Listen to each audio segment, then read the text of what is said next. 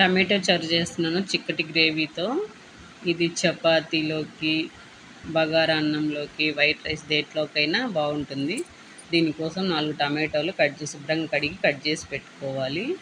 మసాలా కోసం ఒక స్పూను పల్లీలు కాస్త వేపుకొని, కొంచెం ధనియాలు, కాస్త సోంపు, మెంతులు కొంచెం, జీలకర్ర ఇవన్నీ వేపుకోవాలి. వేగిపోయిన తర్వాత 4 లవంగాలు, కొంచెం చెక్క ముక్క, ఒక ఉల్లిగడ్డ, పచ్చి కొబ్బరి, చిన్నుల్లిపాయలు ఇవన్నీ ఒకసారి అట్లా కలిపేసుకొని స్టవ్ ఆపేసుకోవాలి. చల్లారిన తర్వాత మెత్తటి పేస్ట్ లాగా మిక్సీ పట్టుకోవాలి.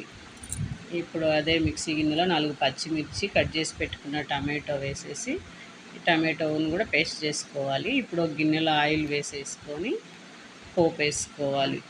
జీలకర్ర, ఆవాలు, ఎండుమిర్చి, కరివేపాకు, ఈ టమాటో పేస్ట్ వేసుకొని పసుపు, రుచికి సరిపడా కారము, మనం తినే ఉప్పుని బట్టి సాల్టు, కొంచెం చింతపండు, కాస్త ఇంగువ ఇవన్నీ వేసేసి మనము నీళ్ళు పోసుకోవాలి 1 గ్లాసు. ఇవన్నీ ఒకసారి బాగా కలిపేసుకొని టమాటో రసం బాగా మరిగించుకోవాలి. ఇలా ఒక 5 నిమిషాలు బాగా మరిగిన తర్వాత మన మసాలా పేస్ట్ వేసేసి మొత్తం కలిపేసుకొని టమాటో పులుసు చిక్కబడే వరకు ఉడికించుకోవాలి.